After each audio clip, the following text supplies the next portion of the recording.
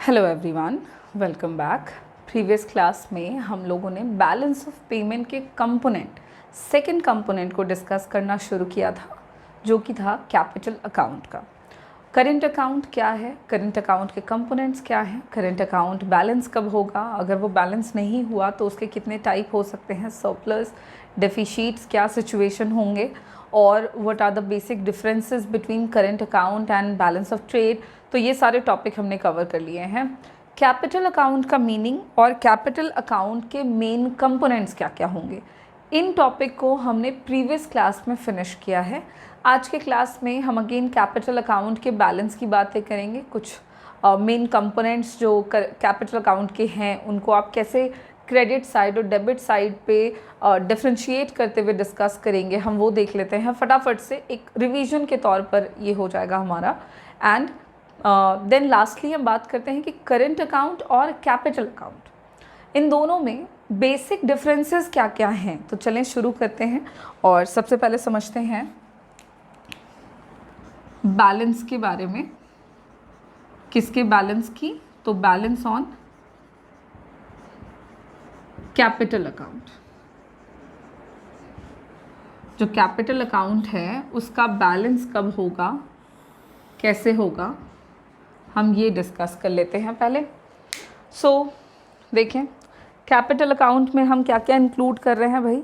तो इसमें हम हर तरह के रिसीट्स एंड वो सारे ट्रांजैक्शंस इंक्लूड कर रहे हैं जो कि कंट्री के एसेट्स और लाइबिलिटी से रिलेटेड होता है।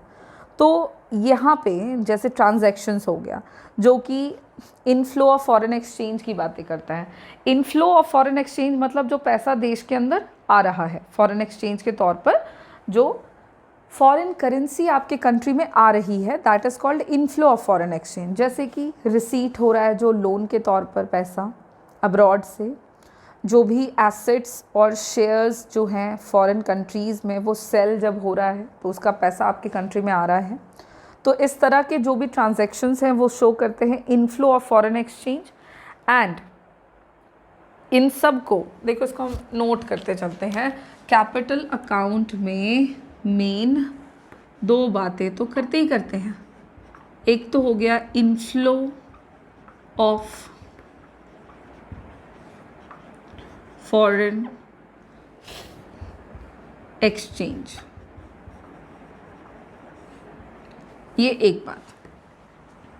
दूसरी बात आउटफ्लो ऑफ फॉरेन एक्सचेंज। ये आपको दो चीज़ें जो है वो कैपिटल अकाउंट में इंक्लूड की जाती है। अब इनफ्लो के तौर पर जो फॉरेन एक्सचेंज आ रहा है, यानी कि जैसे रिसीट के तौर पर रिसीट्स ऑफ लोन्स, ठीक है, जो भी सेल हो रहा है एसेट्स का या शेयर्स का इन फॉरेन कंट्रीज़,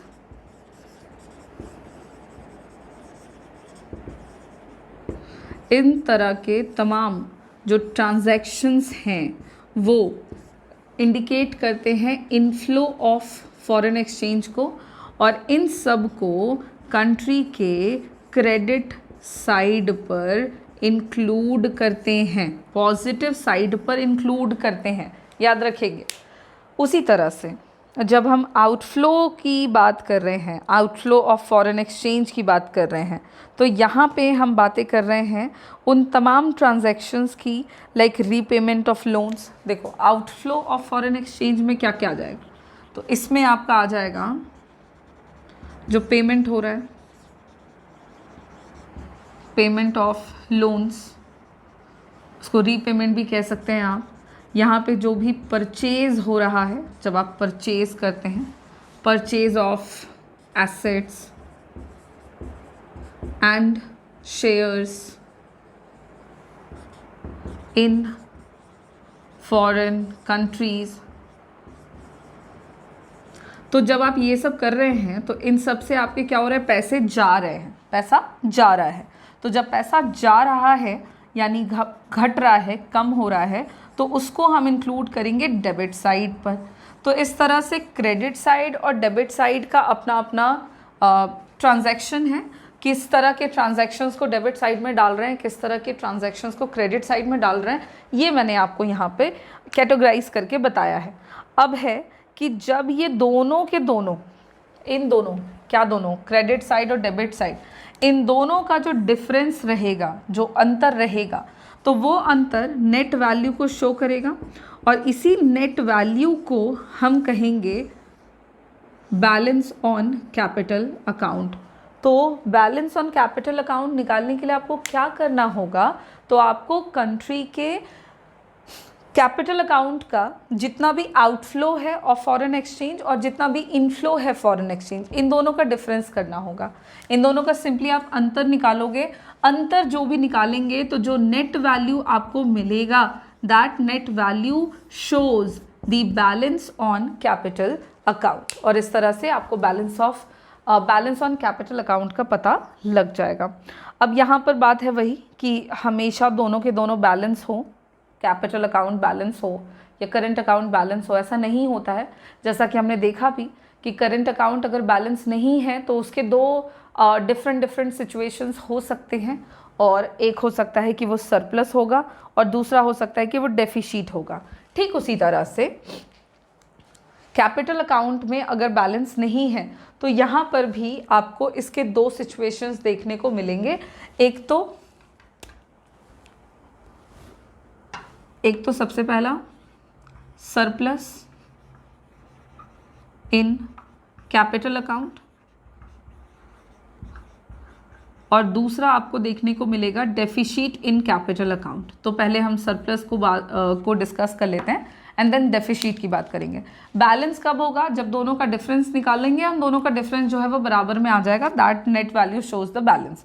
सरप्लस कब होगा आपके देश के कैपिटल अकाउंट में, तो ये सरप्लस तब होगा जब क्रेडिट साइड जो है वो आपका ग्रेटर हो डेबिट साइड से, यानी कि आप देख लें आउटफ्लो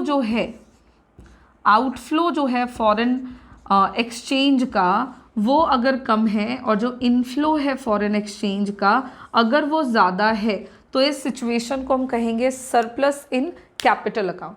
ये सरप्लस को दिखाएगा, ये दिखाएगा कि कंट्री में net inflow of foreign capital कितना है। बात समझ में आ रही है? अगर क्रेडिट साइड ज़्यादा है, डेबिट साइड कम है, क्रेडिट बैलेंस या क्रेडिट आइटम्स ज़्यादा हो गया है, डेबिट आइटम्स कम हो गए हैं, तो इस सिचुएशन को हम सरप्लस इन कैपिटल अकाउंट बुलाएंगे। ठीक उसी तरह से अगर हम सेकेंड सिचुएशन की बात करें, which is called deficit in capital account, तो कैपिटल अकाउंट में डेफिशिट अगेन आपको एक ऐसे सिचुएशन को रेफर करेगा जहां पर आप देखोगे तो कंट्री में जो, अगेन मैं उसी से आपको एक्सप्लेन करूंगी, जो क्रेडिट आइटम्स हो गए और जो आपके डेबिट आइटम्स हो गए। अगर डेबिट आइटम्स ज़्यादा हैं कंट्री में, आउटफ्लो जो है फॉरेन एक्सचेंज का, अगर outflow of foreign exchange greater than है compare to the inflow of foreign exchange, तो इस सिचुएशन में हम डेफिशिट इन कैपिटल अकाउंट को देखेंगे। इस तरह से क्रेडिट साइड और डेबिट साइड में आपको डिफरेंसेस आने से, अगर डेबिट साइड ज़्यादा है तो that shows the deficit in capital account and it shows the net outflow of foreign capital. ये डेफिशिट अगर आता है ना तो ये नेट आउटफ्लो को दिखाता है, टोटल कितना पैसा देश के बाहर गया। और अगर सरप्लस आता है कैपिटल अकाउंट में तो ये नेट इनफ्लो को दिखाता है कि टोटल देश में कितना पैसा विदेशी मुद्रा के तौर पर आया। इस तरह से आपको कैपिटल अकाउंट में होने वाले चेंजेस और बैलेंस से रिलेटेड बातें पता लग जाती है। तो यहाँ पे हमारा बैलेंस ऑन कैपिटल अकाउंट कब होगा, और अगर नहीं हुआ बैलेंस तो आपको डेफिशिट और सरप्लस कब और कैसे शो होगा, ये बातें हमने यहाँ पे देखी हैं। इसको आप देख लें एक बारी एंड देन इसके कंपोनेंट्स को स्ट्रक्चर वाइज हम डिस्कस करते हैं, देन आफ्टर हम डिफरेंसेस जानेंगे।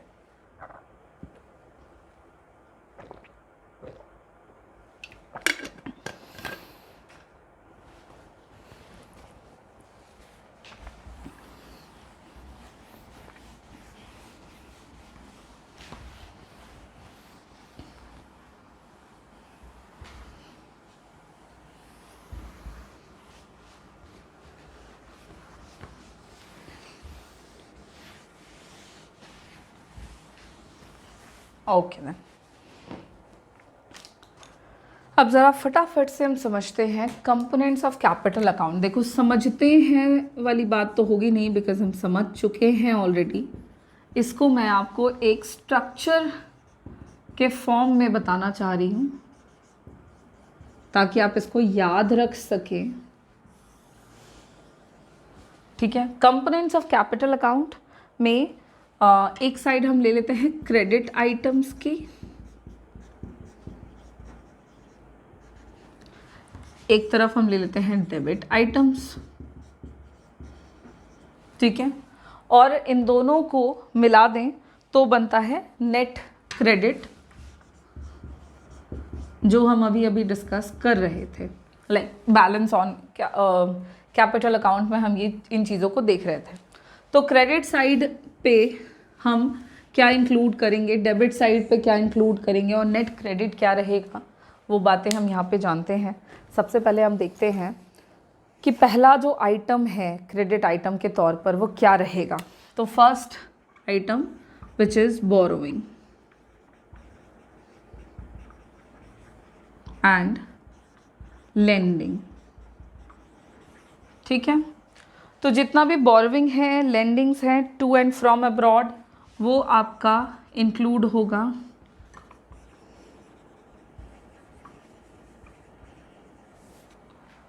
कैपिटल अकाउंट में। ये पहला कंपोनेंट था। ठीक है, इसमें डेबिट साइड में हम क्या इंक्लूड करेंगे, this is the first component. देखो इसको ऐसे नहीं, आइटम वाइज हम जानते हैं, इसको हम ज़रा और क्लियर कर लेते हैं। पहले हम यहाँ पे आइटम्स को लिख लेंगे और फिर इसमें से क्रेडिट और डेबिट की बात करते हैं।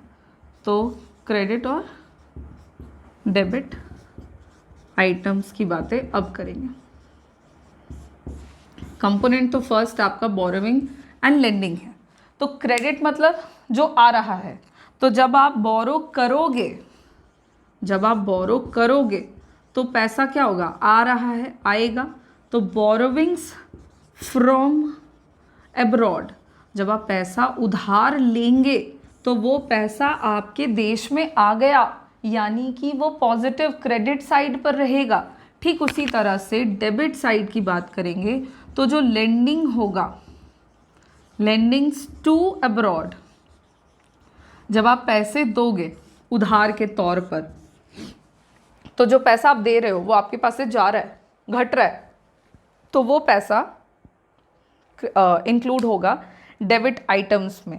अब यहाँ पर जब हम इसका नेट क्रेडिट निकालेंगे तो क्रेडिट माइनस डेबिट करेंगे, तो नेट क्रेडिट निकालने के लिए आपको यहाँ पे क्या करना होगा, तो क्रेडिट माइनस डेबिट करना होगा।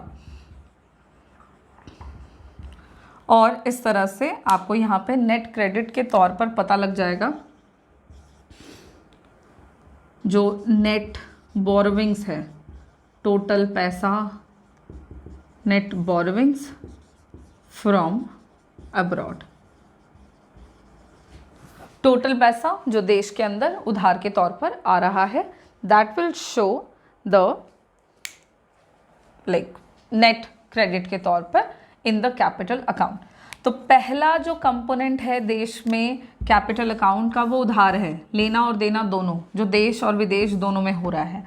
उसमें से जो उधार के तौर पर पैसा आ रहा है, ठीक है, हमने उधार लिया, मैंने मांगा आपसे, तो आपने मुझे पैसे दिए, तो जब आपने दिए तो मतलब मैंने रिसीव किए, वो मेरे क्रेडिट साइड पर जाएगा। अब आपने मुझसे पैसा मांगा, मैंने आपको दिया उधार, तो जब मैंने आपको पैसा दिया, मेरे पास से पैसा कम हुआ, वो मेरे डेबिट साइड में जाएगा। दोनों का डिफरेंस करेंगे तो पता लग जाएगा कि नेट उधार हमने कितना लिया है।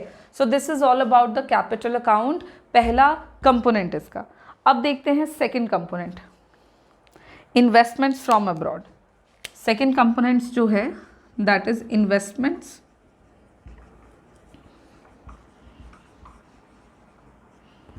From abroad.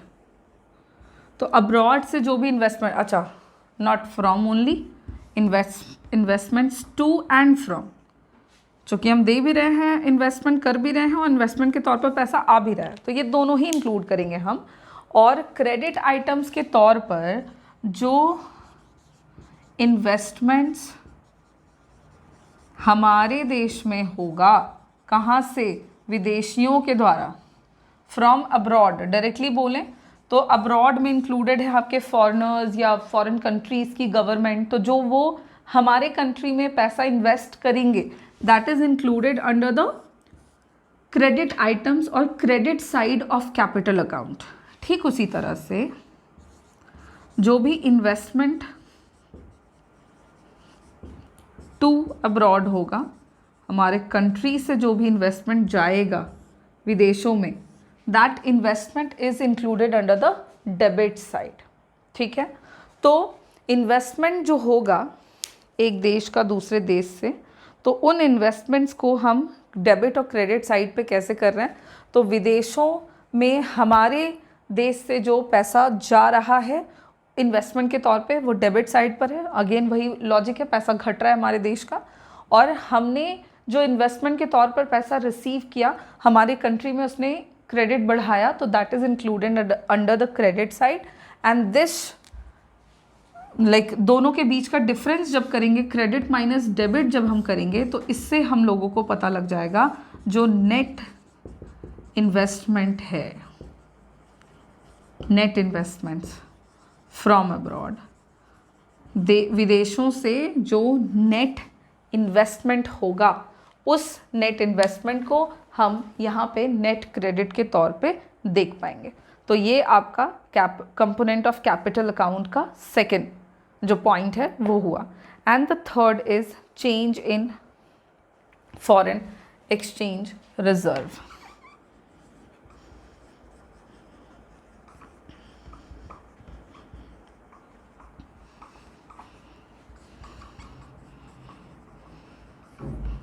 Change in foreign exchange reserve.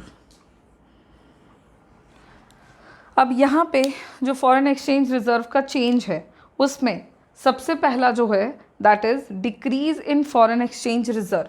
बात समझेंगे, जब हमने फॉरेन एक्सचेंज रिजर्व जो हमारे पास है उसको जब हम लोगों ने घटाया, ठीक है, तो फिलहाल हम इंक्रीज़ की बात करेंगे, increase in foreign exchange reserve.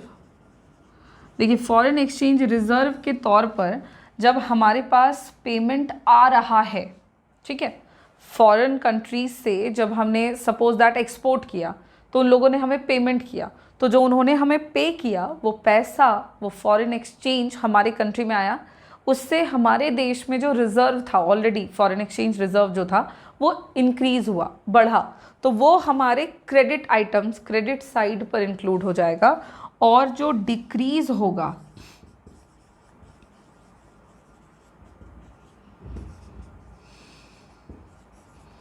In foreign exchange reserve, foreign exchange reserve के तौर पर जो डिक्रीज़ होगा, यानी कि अगर सपोज हमने इंपोर्ट किया है तो हमें पे करना पड़ेगा, सो व्हेन वी पे टू दी अदर कंट्री, तो हमारे कंट्री का जो फॉरेन एक्सचेंज रिज़र्व है उसमें कमी आएगी, वो घटेगा, तो जब वो घटेगा तो वो हमारे डेबिट साइड पर इंक्लूड हो जाएगा। और इस तरह से फॉरेन एक्सचेंज रिज़र्व में होने वाला चेंज हमारे कंट्री के कैपिटल अकाउंट के क्रेडिट और डेबिट आइटम्स के तौर पर शामिल होगा।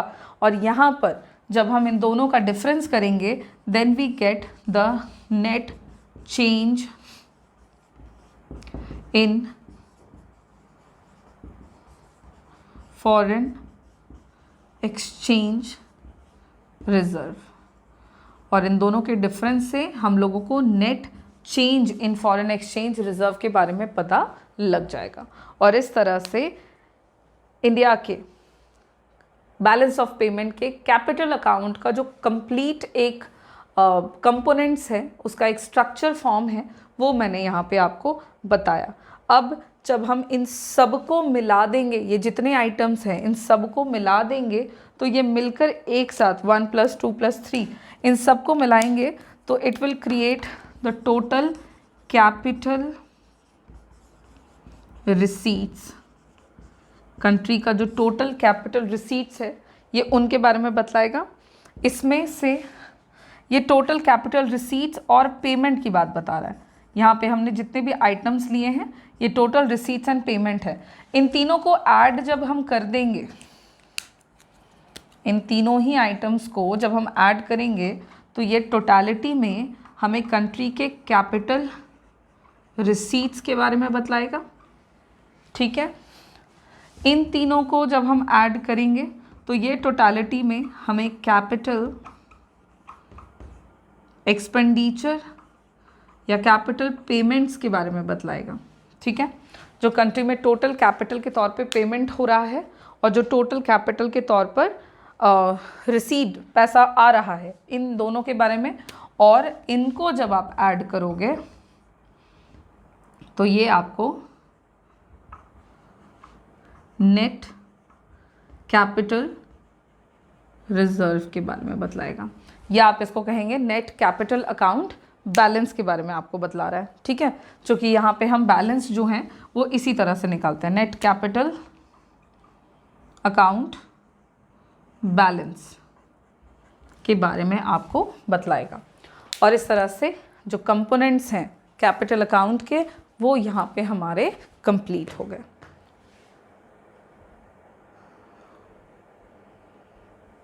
देख लेंगे हम लोग एक बार, इन सारे आइटम्स को हम देख लेंगे डिटेल में।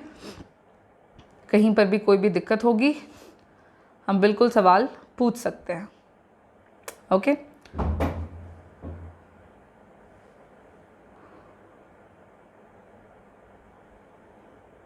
नाउ कैपिटल अकाउंट के जितने भी कंपोनेंट्स हैं वो यहाँ पे हमारे कंप्लीट हो गए हैं। और इसी के साथ ना जो बैलेंस ऑफ पेमेंट का कंपोनेंट हम डिस्कस कर रहे थे, जो दो कंपोनेंट थे बैलेंस ऑफ पेमेंट के,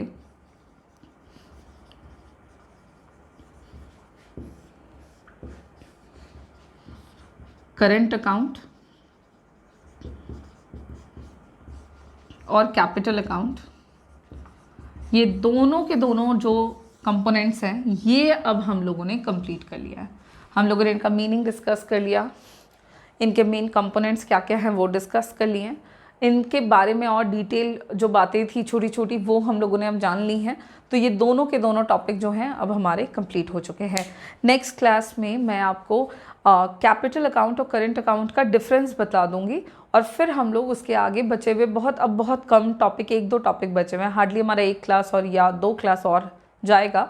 उसके बाद हमारा ये जो चैप्टर है ये कंप्लीट हो जाएगा, और इस चैप्टर के कंप्लीट होते ही यूनिट 10 फिनिश हो जाएगा एंड कम्प्लीटली हमारा क्लास 12th का जो इकोनॉमिक्स का सिलेबस है वो कंप्लीट होगा। आप सबका काम है कि जितने भी टर्म्स हम यहाँ पे डिस्कस कर रहे हैं इनको ज़रा आप डिटेल में समझें, और किसी तरह की कोई क्वेरी होने पर आप सवाल भी पूछ सकते हैं। Thank you.